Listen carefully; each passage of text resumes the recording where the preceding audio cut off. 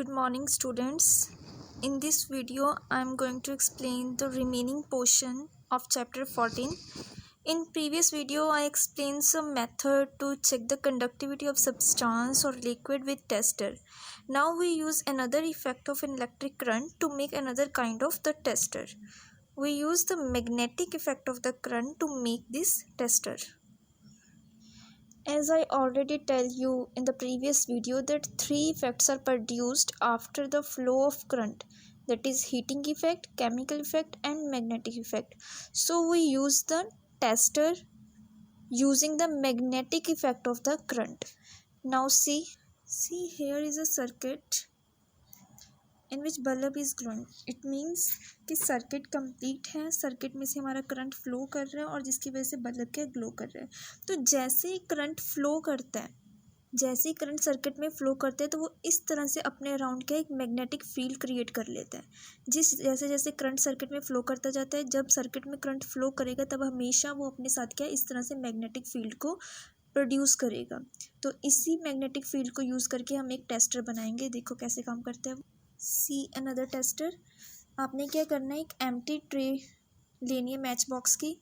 देखो जिस इस तरह से डायग्राम में शो कर रहा है. इसके बीच में क्या है, एक मैग्नेटिक नीडल, ये सर्कल में दिखाई दे रही है आपको. ये क्या है, एक मैग्नेटिक नीडल कंपास है. इसको रखना है जिसमें जो नीडल है वो किसी भी डायरेक्शन में डिफ्लेक्ट कर सकती है. उसकी डिफ्लेक्शन क्या शो करेगी कि वहाँ पर क्या मैग्नेटिज्म प्रेजेंट है. उसके बाद क्या किया हुआ है, देखो ये इलेक्ट्रिक वायर्स हैं, इनके साथ इसको क्या है रैप किया हुआ है. ये जो कनेक्टिंग वायर्स हैं इधर एक बैटरी के साथ कनेक्टेड है और एक एंड उसका यहाँ पे फ्री है. तो उसे क्या इस तरह से मैच बॉक्स के ऊपर रैप किया गया है. नीडल क्या है, जब भी कोई अगर उसके आसपास मैग्नेटिक फील्ड उसे फील होगी तो वहाँ पे वो क्या डिफ्लेक्शन शो करेगी. तो जिससे हमें पता चल जाता है कि हाँ आसपास क्या है, कहीं पर कोई मैग्नेटिक फील्ड है. देखो सपोज करो हमारे पास ये दो मैग्नेट के पीसीज हैं. जब हम एक मैग्नेट को दूसरी मैग्नेट के पास लेके जाएंगे तो आप देखोगे कि वो उसे अट्रैक्ट करेगी. इस डायग्राम में देखो ध्यान से, वो क्या एक दूसरे को अट्रैक्ट करेंगी. हमने प्रीवियस क्लासेस में पढ़ा है जब अनलाइक पोल्स होते हैं मैग्नेट के वो अट्रैक्ट करते हैं और जब लाइक पोल्स होते हैं वो रिपेल करते हैं. मींस अगर एक मैग्नेट ऑलरेडी प्रेजेंट है और दूसरी को उसके पास लेकर जाएं तो कुछ ना कुछ इफेक्ट वहाँ पे प्रोड्यूस होता है. या तो वो अट्रैक्ट करेगी या तो वो उसे रिपेल करेगी. अगर अब मैं मैग्नेटिक कंपास को इस मैग्नेट के पास लेकर आऊँ तो मैग्नेटिक कंपास में क्या डिफ्लेक्शन शो होनी शुरू हो जाएगी. जिसका मतलब क्या उसके पास के कोई ना कोई मैग्नेटिक फील्ड प्रेजेंट है, कोई मैग्नेट प्रेजेंट है. देखो अब आपने सर्किट में क्या करना है, जो इसके जो ये फ्री एंड्स हैं, ये दो फ्री एंड्स हैं, इन्हें आपस में कनेक्ट कर देना है. कनेक्ट करने के बाद क्या होगा कि आपका सर्किट कंप्लीट हो जाएगा. आप जैसे इनको कनेक्ट करोगे आपस में तो यहाँ पे क्या आपका सर्किट कंप्लीट हो जाएगा. सर्किट कंप्लीट होने की वजह से यहाँ पे क्या है पूरे सर्किट में क्या करंट फ्लो करना स्टार्ट हो जाएगा. अब आप देखोगे कि जैसे ही करंट फ्लो होना स्टार्ट हुआ है, जो आपकी ये मैग्नेटिक नीडल है इसने डिफ्लेक्शन स्टार्ट कर दी है. ये क्या डिफ्लेक्ट होनी स्टार्ट हो गई है.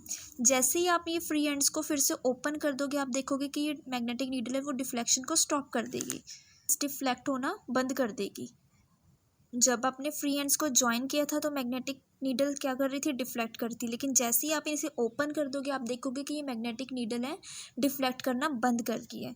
जिससे हमें क्या पता चल रहा है कि करंट के फ्लो करने के साथ मैग्नेटिक इफेक्ट प्रोड्यूस हो रहा है.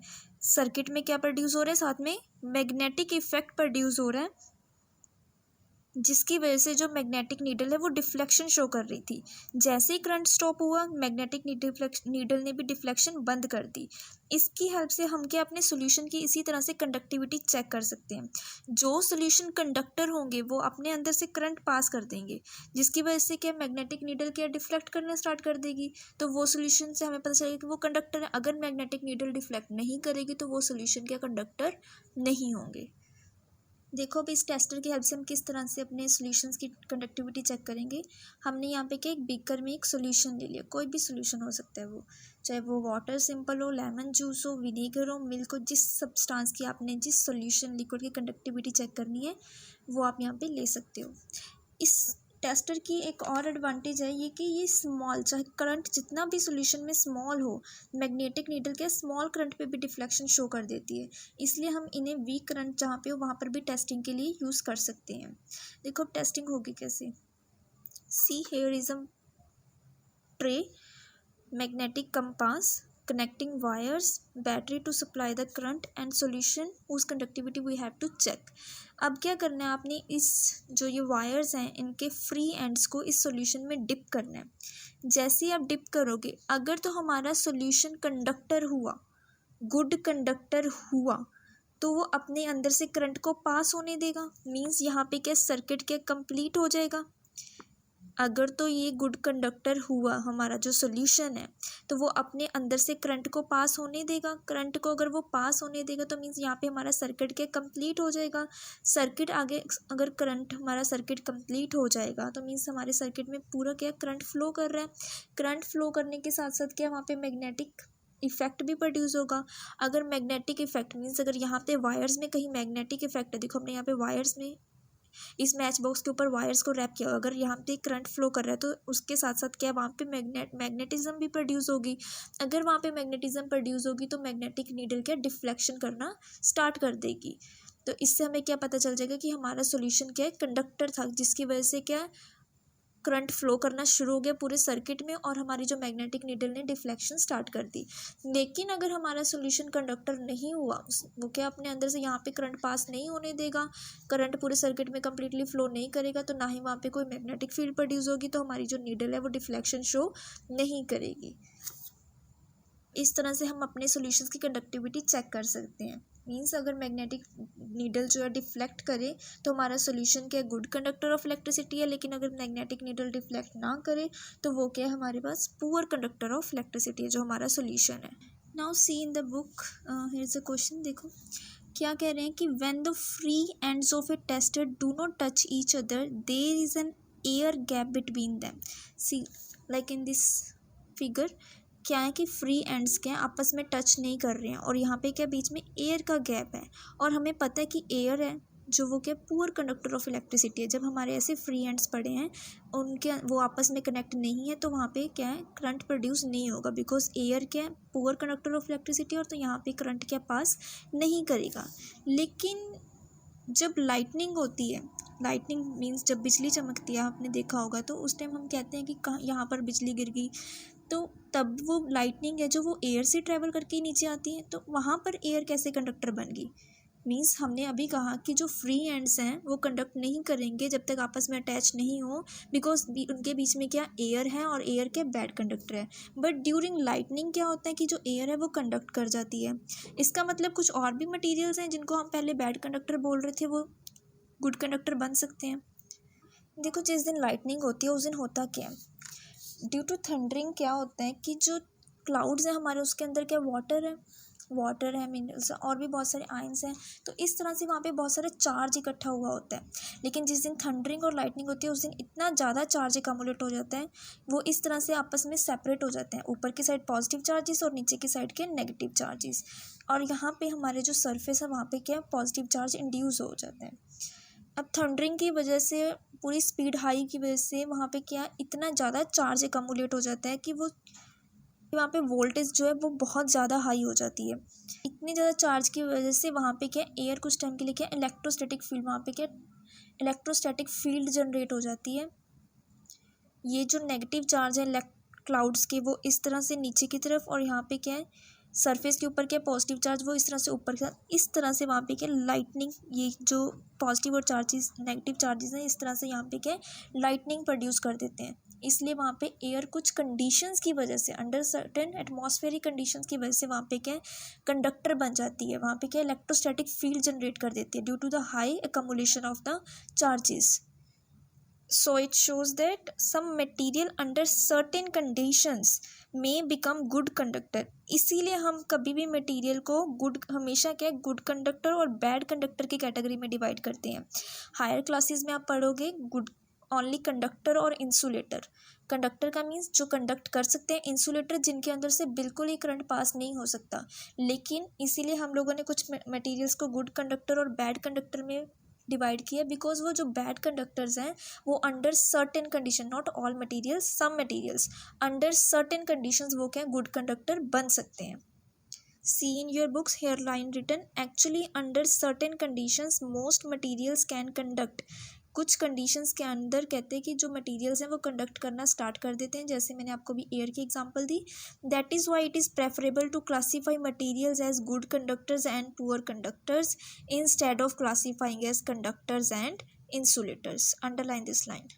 ये जो मैंने आपको एग्जांपल दी है एयर की, किस तरह से यहाँ पे चार्ज सेपरेट होते हैं, इलेक्ट्रोस्टैटिक फील्ड जनरेट होती है, ये सब आप डिटेल में पढ़ोगे चैप्टर 15 में जाकर. सम नेचुरल फिनोमिनन चैप्टर है, चैप्टर नंबर 15, उसमें आप ये डिटेल में पढ़ोगे. अब मैं आपको एक और एग्जांपल देती हूँ. जैसे कि हमारे पास डिस्टिल्ड वाटर है. डिस्टिल्ड वाटर मैंने आपको प्रीवियस वीडियो में बताया था कि वो क्या कंडक्टर नहीं होता है, गुड कंडक्टर नहीं होता है. हमने उसकी कंडक्टिविटी चेक करनी है. हमने क्या किया, एक प्लास्टिक कैप ली है. प्लास्टिक कैप में क्या है, डिस्टिल्ड वाटर डाला है. उसके बाद क्या है, यहाँ पे हमारे पास बैटरी है जो कि करंट सप्लाई करेगी, और यहाँ पे क्या है, बल्ब है. आप देखोगे कि जैसे आप ये फ्री एंड्स हैं डिप करोगे डिस्टिल्ड वाटर में तो बल्ब ग्लो नहीं करेगा. इसका मतलब क्या है, हमारा जो सोल्यूशन है वो कंडक्टर नहीं है. फिर आपने क्या करना है, इस सोल्यूशन में, इसी डिस्टिल्ड वाटर में एक पिंच ऑफ सॉल्ट आपने ऐड करनी है. पिंच ऑफ सॉल्ट क्या आपने इस सोल्यूशन में ऐड कर देना है. अब दोबारा जब आप ये जो फ्री एंड से डिप करोगे सोल्यूशन में, आप देखोगे कि बल्ब क्या ग्लो करना स्टार्ट हो गया. इसका मतलब क्या, हमारा सोल्यूशन क्या कंडक्टर बन गया. तो यहाँ पर कंडीशन क्या हुई कि आपने जैसे ही डिस्टिल्ड वाटर में सॉल्ट डाला, हमारा जो सोल्यूशन क्या है डिस्टिल्ड वाटर के, वो कंडक्टर बन गया. पहले वो कंडक्टर नहीं था, वो क्या था, बैड कंडक्टर था. लेकिन अंडर सर्टेन कंडीशन फिर वही बात आ गई. क्या कंडीशन है, जैसे ही मैंने उसके अंदर सॉल्ट डाल दिया, सॉल्ट की वजह से वो क्या है कंडक्टर बन गया. उसमें कुछ आयंस आ गए जिसकी वजह से वो कंडक्ट करना स्टार्ट कर गया, और वो क्या गुड कंडक्टर बन गया, और हमारा जो बल्ब क्या है ग्लो करने लग गया. हमारे जो ये टैप वाटर हो गए, हैंड पंप हो गए, ट्यूबवेल्स, इनमें से जो वाटर निकलता है उनमें ऑलरेडी इम्प्योरिटीज़, मिनरल सॉल्ट्स वो नेचुरली प्रेजेंट होते हैं. तो वो मीन्स उसमें क्या करंट पास होने देते हैं वो अपने आप में से, तो जिसकी वजह से वो क्या गुड कंडक्टर ऑफ इलेक्ट्रिसिटी होते हैं. लेकिन जो हमारा डिस्टिल्ड वाटर होता है वो क्या फ्री ऑफ सॉल्ट्स होता है, तो वो पुअर कंडक्टर ऑफ इलेक्ट्रिसिटी होता है. बट उसे कंडक्टर बनाने के लिए, गुड कंडक्टर बनाने के लिए उसमें क्या हम सॉल्ट ऐड करते हैं. क्योंकि सॉल्ट क्या है, देखो सॉल्ट का फॉर्मूला क्या है, NaCl. NaCl जैसे ही सॉल्यूशन में करंट पास होता है तो ये NaCl क्या है, वो अपने अपने आयंस में क्या डिवाइड हो जाता है. Na पॉजिटिव और Cl नेगेटिव, मीन्स अब क्या वहाँ पे फ्री कैरियर्स आ गए. फ्री कैरियर्स की वजह से करंट क्या इजीली इसमें से पास हो जाएगा, और ये क्या इसको गुड कंडक्टर ऑफ इलेक्ट्रिसिटी बना देगा. और भी बहुत सारे एग्जांपल्स हैं कि और कौन कौन से ऐसे सब्सटेंसेस हैं, सॉल्यूशंस हैं या एसिड्स हैं जो डिस्टिल्ड वाटर में ऐड किए जाते हैं ताकि उसे कंडक्टर बनाया जा सके. सी इन एक्टिविटी 14.5. अब हमने देखना है कि और कौन कौन से सब्सटेंस है जो डिस्टिल्ड वाटर में हम जब ऐड करते हैं तो उसे कंडक्टर बनाते हैं या नहीं बनाते हैं. देखो पहले क्या कहा उन्होंने, 3 बीकर्स ले लो. 3 बीकर्स में क्या आपने डिस्टिल्ड वाटर डालना है. फर्स्ट वाले बीकर में क्या कहा है उन्होंने कहा कि पहले डिस्टिल्ड वाटर डालो, उसके बाद उसमें क्या डालना है आपने, या तो उसमें लेमन जूस डालो या फिर क्या डालना है, डाइल्यूट HCl. डाइल्यूट मीन्स वो थोड़ा एक्वस मीन्स वाटर फॉर्म में, उसमें ज़्यादा वाटर है, कंसनट्रेटेड फॉर्म में नहीं है. HCl क्या है, एक एसिड है, इसकी फुल फॉर्म क्या है, हाइड्रोक्लोरिक एसिड. जैसे मैंने आपको प्रीवियस वीडियो में बताया था कि अगर किसी सॉल्यूशन में हम कोई भी लिक्विड डालते हैं और अगर उसमें से करंट पास होने के बाद वो लिक्विड अपने आयंस में डिसोशिएट हो जाए, फ्री आयंस में डिसोशिएट हो जाए, तो वो क्या है, गुड कंडक्टर ऑफ इलेक्ट्रिसिटी होते हैं. हमने देखा था प्रीवियस वीडियो में लेमन जूस में क्या होगा, सिट्रिक एसिड. और सिट्रिक एसिड का फॉर्मूला C6H8O7. जैसे ही करंट पास होगा तो वो क्या अपने पॉजिटिव और नेगेटिव पार्ट में सेपरेट हो जाएगा. दूसरा हमने क्या डाला है, HCl में से जैसे ही करंट पास होगा तो वो भी क्या अपने अपने आयंस में डिसोशिएट हो जाएगा, H पॉजिटिव Cl नेगेटिव. अगर ये अपने आयंस में डिसोशिएट हो रहा है तो मीन्स ये क्या हमारे पास, अब हमारा जो डिस्टिल्ड वाटर में हमने जो लेमन जूस और डाइल्यूट HCl डाला है उसकी वजह से हमारा जो डिस्टिल्ड वाटर है वो क्या है, गुड कंडक्टर ऑफ इलेक्ट्रिसिटी बन गया. नेक्स्ट देखो डिस्टिल्ड वाटर में अब हमने क्या ऐड करना है, caustic soda and potassium iodide. Caustic soda का फॉर्मूला क्या है, NaO H means sodium hydroxide. ये हम सोप्स और डिटर्जेंट्स बनाने के लिए यूज़ करते हैं। जैसे ही इसमें से भी करंट पास करेगा तो ये भी अपने पॉजिटिव और नेगेटिव आइंस में सेपरेट हो जाएगा, Na positive and OH negative. तो इट मीन्स अगर हम कोस्टिक सोडा को डिस्टिल्ड वाटर में डालते हैं तो वो हमारे डिस्टिल्ड वाटर को क्या कंडक्टर बना देता है। नेक्स्ट क्या है हमारे पास, पोटाशियम आयोडाइड, जिसका फॉर्मूला है Ki। जैसे ही इसमें से भी करंट पास करेंगे ये भी अपने आइंस में लिबरेट हो जाएगा, K पॉजिटिव I नेगेटिव। तो इट मीन्स ये भी क्या हमारे डिस्टिल्ड वाटर को गुड कंडक्टर ऑफ इलेक्ट्रिसिटी बना देगा। थर्ड वाले में क्या डालना है हमने, थर्ड वाले बीकर में हमने शुगर सोल्यूशन डालना है, शुगर डालनी है। sugar does not create any ion in the solution, so it does not make the solution conductor। तो शुगर की वजह से क्या हमारा जो सोल्यूशन है वो कंडक्टर नहीं बनेगा। इन तीनों एग्जांपल्स और प्रीवियस एग्जांपल्स हमें क्या पता चला कि जो मेनली एसिड्स जैसे HCl हो गया, बेस जैसे NaOH हो गया, सॉल्ट जैसे मैंने NaCl डाला था, अगर हमारे पास इनके सॉल्यूशंस हैं, एसिड हो या बेस हो या कोई सॉल्ट हो, कोई भी सॉल्ट हो, तो वो क्या कंडक्ट करते हैं इलेक्ट्रिसिटी सॉल्यूशंस, और दूसरे बाकी जो रेस्ट हैं वो सॉल्यूशन कंडक्ट नहीं करते हैं। अगर आपके पास कोई भी सॉल्यूशन आता है एसिड का, बेस का या सॉल्ट का, तो वो डेफिनेटली क्या है, करंट को कंडक्ट करेगा, वो गुड कंडक्टर ऑफ इलेक्ट्रिसिटी होगा। See in your book, most liquids that conduct electricity are solutions of acids, bases and salt. Underline this line.